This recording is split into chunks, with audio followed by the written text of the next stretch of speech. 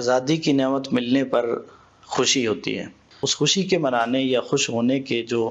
حدود و قیود ہیں وہ کیا ہیں؟ آپ دیکھتے ہیں کہ اس موقع پر باجے خریدے جاتے ہیں، لوگوں کو تنگ کیا جاتا ہے، اسی طرح آتش بازی ہوتی ہے، فضول خرچیاں ہوتی ہیں، ہم تو سارے وہ ناشکری والے اور نافرمانی والے کام کر رہے ہوتے ہیں۔ تو ہم خوشی کیسے منا سکتے ہیں اور کن کن چیزوں سے ہمیں بچنا چاہیے خوشی کے موقع پر؟ ہمارا دین اسلام کہ چونکہ ہم مسلمان ہیں اور پاکستان لیا ہی ہم نے اسلام کے نام پہ ہے، اسلام ایک مکمل ضابطہ حیات ہے جس میں غمی آ جائے تو اس کا بھی کیسے آپ نے کرنا ہے اس کا بھی بیان ہے، اور خوشی کا موقع بھی۔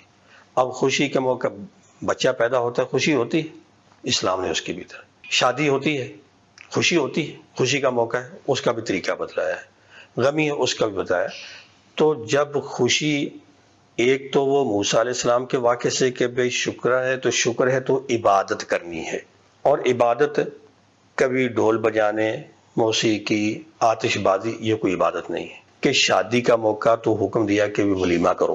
دوسرے لوگوں کو بلا کر کھانا کھلاؤ، عقیقے کا موقع ہے، بچہ پیدا، کوئی ایسا خوشی کا کوئی چیز آئی تو دوسروں کو اپنی خوشی میں شریک کرو، اور وہ شریک کرو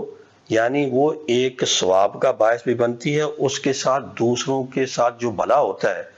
کسی کے کھانے کی ضرورت پوری ہوئی، کسی کے کپڑے کی ضرورت پوری ہوئی، کسی کی کوئی اور ضرورت، اور وہ سمجھتا ہے کہ بھئی اس نے مجھے اپنا سمجھا ہے۔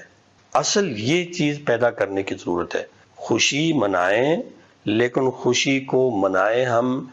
دوسروں کی خوشی کا باعث بنے۔ یہ نہ ہو کہ جو ساری رات آتش بازی ہوتی ہے تو بچے بھی ڈر کر اٹھ جائیں، مریض جو ہے وہ بیچارے پریشان ہوں، گھروں میں لوگ جو ہے وہ سکون نہ کر، مسجدوں کے اندر نماز پڑھنے والے وہ پریشان رہیں۔ یا دوسری طرف یہ ہے کہ اللہ نے یہ خوشی دی، ساتھ مال دیا،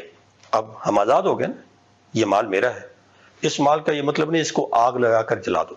جو آتش بازی ہوتی ہے اس کا مطلب یہ ہے کہ آپ کے پاس اگر جو ہے 1,00,000 روپیہ تو اس کے یہاں رکھ کر آگ لگائیں، کبھی کوئی اس کو عقل مندی کہتا ہے؟ اور آپ آتش بازی اور پٹاخے چھوڑیں تو آپ نے لاکھوں روپیہ، کروڑوں روپیہ جو ہے جلا دیا۔ یہی آج کہتے ہیں کہ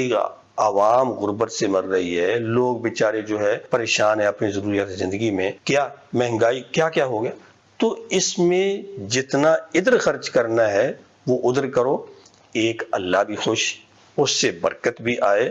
آپس میں محبت بھی بڑھے، اور اس خوشی آزادی کا تقاضا بھی پورا ہو۔ وہ پھر بات آ جاتی آزادی والی کہ ہم آزاد ہیں، یعنی ہم اپنی سوچ میں بھی آزاد نہیں ہیں۔ حالانکہ سوچ تو ہمارے اپنے ذہن میں ہے نا، کہ ہمارے ذہنوں کے اندر سوچ بھی دوسری طرف سے ڈالی جاتی ہے کہ اس موقع پہ آپ یہ نعرہ لگاؤ، اور اس موقع پر وہ سوچ نہیں، دوسری سوچ دی جاتی ہے کہ ابھی خوشی تو ایسے ہوتی ہے، اور اس میں بہت زیادہ کردار جو ہے یعنی باہر کے میڈیا کا ہے، وہ ہمیں گائیڈ کر رہا ہوتا ہے انجانے میں۔ تو یہ بات ہے کہ یعنی یہ آزادی نہیں ہے۔ اگر آزادی ملی ہے تو وہ آزادی برقرار تب رہے گی کہ ہم اس کا حق ادا کریں گے، نہیں حق ادا کیا تو ہم بیک پہ، اور اس میں ہم ایک دوسرے کو تانا دے رہے ہیں، وہ اس کو الزام تراشی پہ لے کے آتا ہے، وہ اس کو کہتا ہے کہ نہیں اس کا قصور ہے، وہ اس کا قصور ہے، اس نے کیا تھا، اس نے کیا تھا۔ حقیقت میں ہم سب من حیث القوم اس میں۔ 14 اگست کے حوالے سے میں اپنی قوم کو، اپنے بھائیوں کو، پاکستانیوں کو، ان کو یہ کہ پاکستان ہمارا گھر ہے، جیسے ہر انسان اپنے گھر سے پیار کرتا ہے اور اس کو بہتر بنانے، خوبصورت بنانے، مضبوط کرنے کی کوشش کرتا ہے، پاکستان کو مضبوط کریں، پاکستان کو خوبصورت بنائیں، اور محبت سے، اخلاق سے، دیانتداری سے، اور آپس میں تعلقات کو بہتر بنا کر جھوٹ کو چھوڑیں، الزام تراشی کو چھوڑیں۔ اس موقع پر ہر فرد کو، چھوٹے بڑے ہر ایک کو، پاکستان کو خوبصورت بنانے میں، جیسا یہ کہ ان خوبصورتی میں یہ بھی ہے کہ ہم پودے بھی لگائیں، یہ بھی ایک چیز ہے، دوسروں کے ساتھ تعاون کر کے ان کے مسائل کو حل کریں، امن قائم کریں، ایک دوسرے کی خوشی غمی میں شریک ہوں، اور اس کو بہتر طریقے سے ہم حل کریں۔ اللہ تبارک و تعالی ہمیں اس کی توفیق عطا فرمائے۔